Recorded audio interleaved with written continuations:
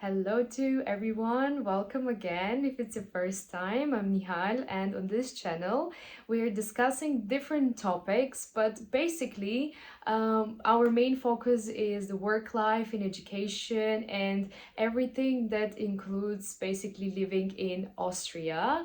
And I'm trying to compile my experience of 5 years in these videos and something that makes me really happy because there are a lot of things that we cannot find online out there. So yeah, that's why we're here. If you're curious and something that would interest you, please join us and let's get started. I think I should give you a quick update about myself, especially if you're following me for some time. No, no, no, no.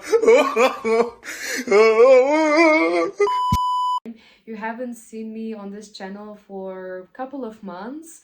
I apologize for that because I've been quite busy with my studies outside of Austria. Actually, I've been away for a whole semester in South Korea and I've just came back. So I'm quite excited to share the everything that I've gathered and traveled there here. And I think now I have quite different perspectives on different things. Especially now I understand you much better for those people that are so far from Austria and they have to deal with so many things to come here. And I had the chance to get to know about their educational system, their approach to different things, work life as well. So stay tuned, that's gonna come in the next videos. But today I want to talk about something that made me an impression after coming back to Austria. And I could tell the differences before I left and now. One of those things are the prices and the housing, the employment, and all of those topics together. And I made my research, and I don't only want to talk about my impression, but today we will look at some statistics and research that has been done on all those topics and the social life of students. Briefly, the question that I'm gonna try to answer is it actually affordable and realistic to come and study or work in Austria in 2026? It's a very complex question that I've been trying to explain and find an answer to the last 1 year on this channel. So I'm not gonna give a definite answer, yes or no, but we're gonna look at things that you should be considering before coming here, and so that we make more reasonable choices. That's always our goal, right? So yeah, let's have a look.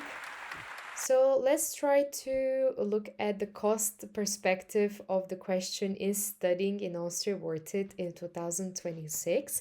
Before starting, I would like to make few remarks regarding the data that we will be analyzing here. It actually comes from the most comprehensive report out there for the summer semester 2025.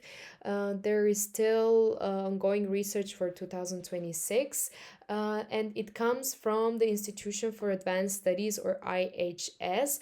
I will leave the link to the report in the description under the video. So yeah, it's not my work, it's something that they did, and thank you for that. I'm just reflecting and trying to make sense of it here in this presentation.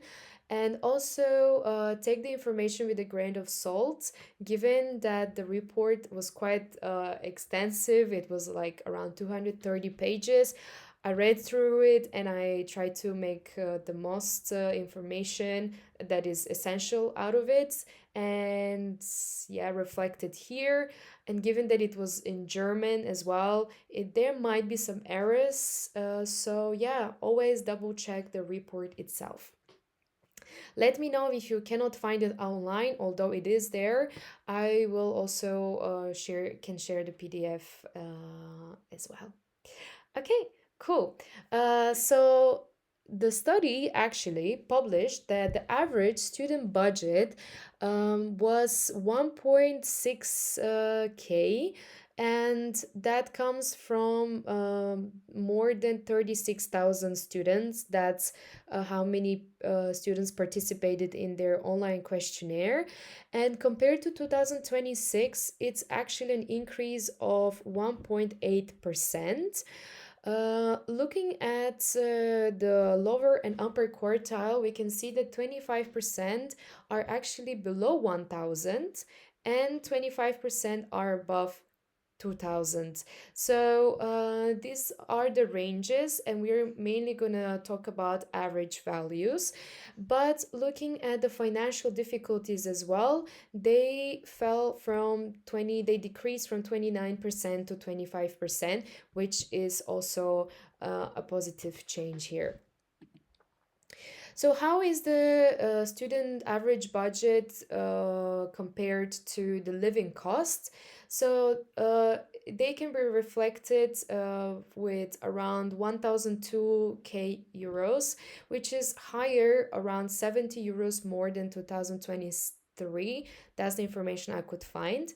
And that's around 6%. But if we actually consider the inflation, we can see that the real values are a bit different, and there is a decline of 0.6%, which we can see that the living costs were pretty much unchanged.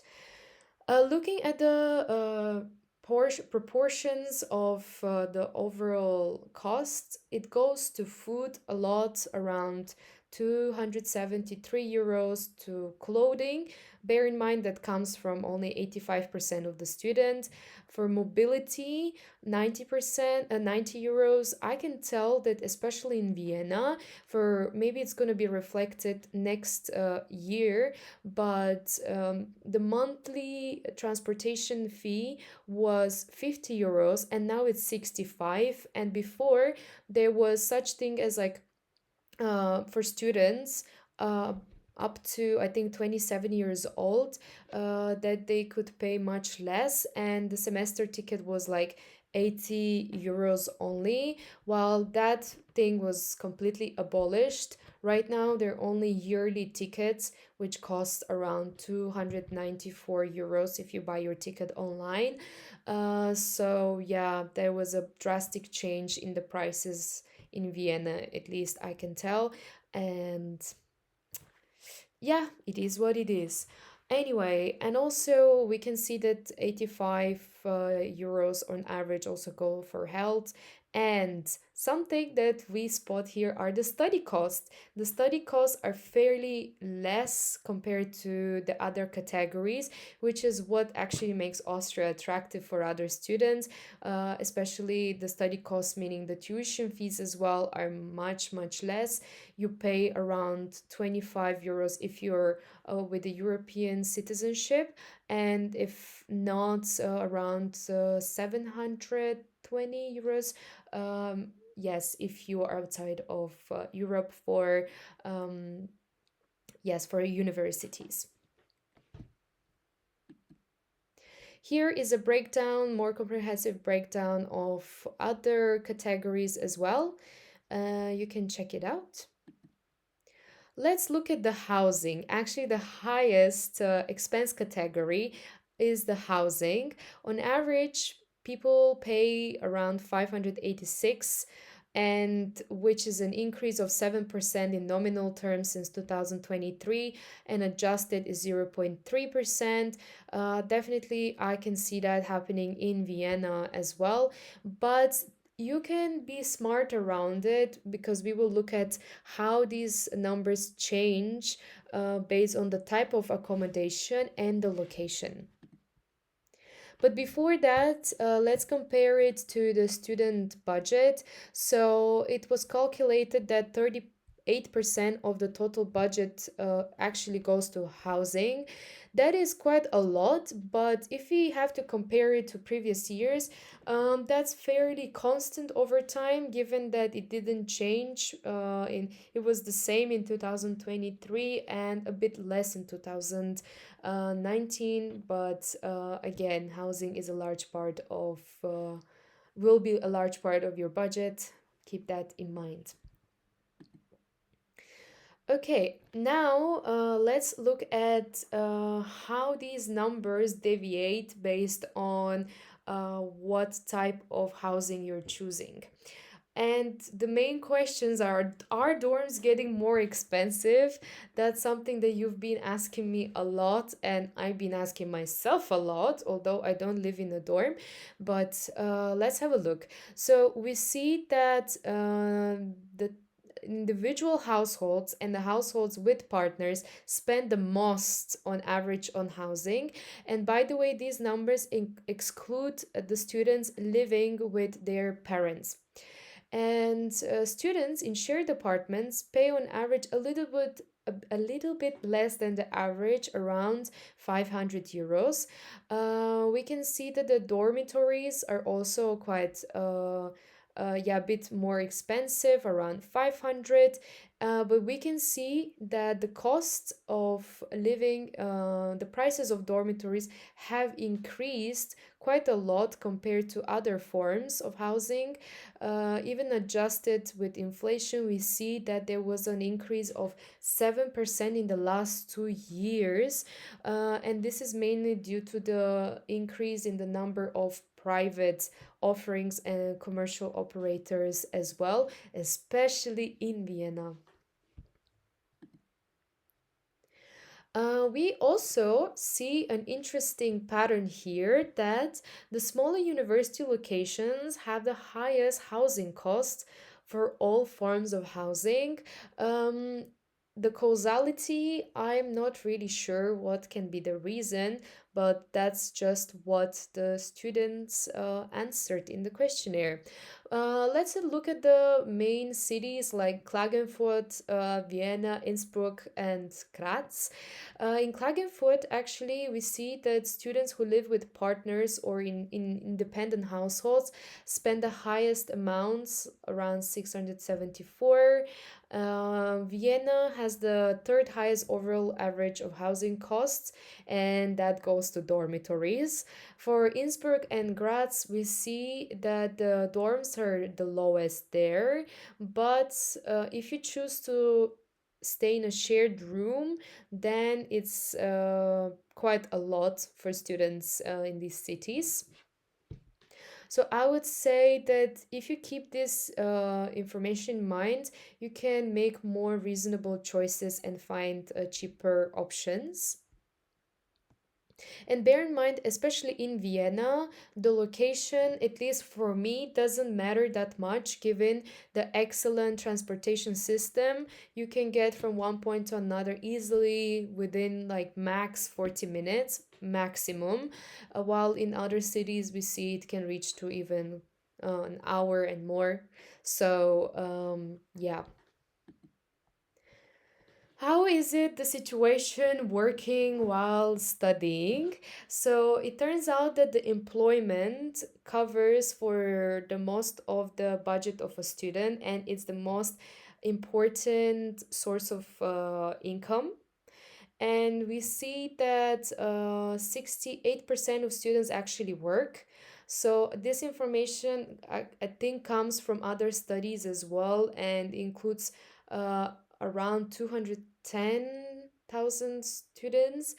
And also from all those students, we see that the employment covers their 47% of the budget, which is almost half of it. The rest can be from university scholarships or government grants. We'll look at that later. But the average work of a student is around 20 hours per week. That also can change based on your visa and type of citizenship you have. So that gets a bit more complicated. I'm aware that if I say that, oh yeah, as a student you can work like more than that, I might be wrong because, yes, so that really depends on your visa as well. And if you're interested, you can we can talk about it more in a different videos, and I would be glad to read your questions. And we see that more than half of the students could not afford to study without working. So that is the thing in Austria. The university culture here is more about letting you be more independent in arranging your studies and work at the same time. So it's quite doable, and I think it is needed in most of the cases. We see that we have a permanent employment rate of 53%. Again, that's about the summer semester 2025, and 24% are part-time employed. We also see that for part-time workers, their average working time is around 19 hours per week, but they also at the same time they have like a study as well. They have to study, which leads to quite a lot of high total workload of 52 hours.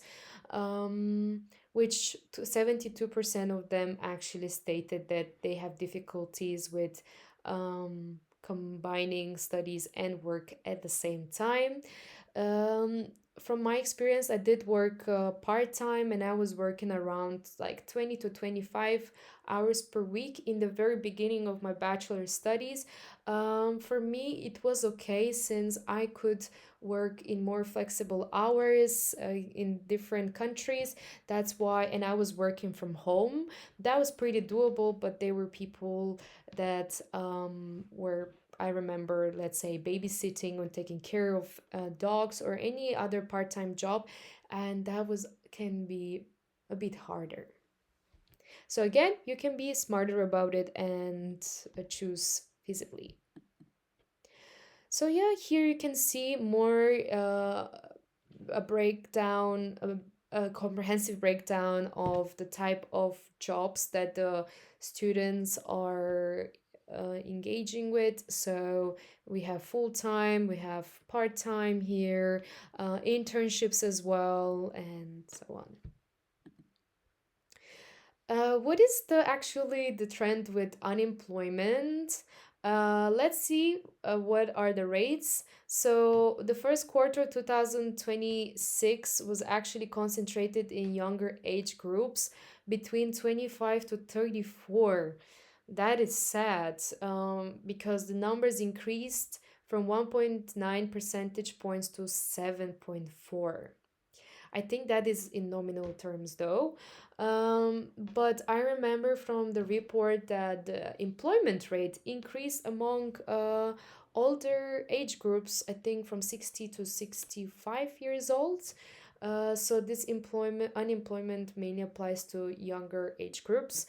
And but we can see that the part-time employees increased. And this is mainly to I guess yeah, women engaging more in part-time work. So yeah, what are the financial aids out there that can support your budget as a student? So between 2025 and 2025, the rate of the financial aids increased quite a lot. 21% for conventional student grant and 16 for self-support student grant and graduation scholarship. But bear in mind that this is not because of change of regulations or anything like that. It's mainly about the proportion of students in need for these grants. And more information about those things I will leave in the comment below, because there are a lot of specification about the different type of grants out there, or we can talk about it another time. And yes, so basically these grants received increased overall, and they help to offset the rising living cost overall. And one final current update that I would like to share from May 2026 this year is that the federal government has informed that they're planning to cut the university budgets of universities. So maybe have a closer look at the upcoming changes and how that can reflect into all the scholarships and exchange funding and all of that. So yeah, that was it. I would say this perspective was mainly more about from a perspective of a student, but those that are solely interested in working in Austria, I believe that you could also find information for yourself here. And yeah, that was all. Whew, that was a lot of information. I know. I think you should go and rest at this point. But yeah, just final few words. I would say it's still not easy to answer the question whether it's worth leaving your home country and come and study in Austria. Especially, I know how hard it is being away, being miles away from here and studying on the other side of the world. I know. I've been in your shoes now. I understand you much better. It's not easy, definitely, and there are a lot of other things to consider as well. So, just based on cost and all of that, sometimes it can be expensive, but it can worth investing in your future. I think what we also need to consider are also the approach of universities towards education, and every country has its own educational culture. I guess, yeah, that's gonna be for another video. And yeah, stay tuned, and we're gonna try to cover this topic in the following videos as well.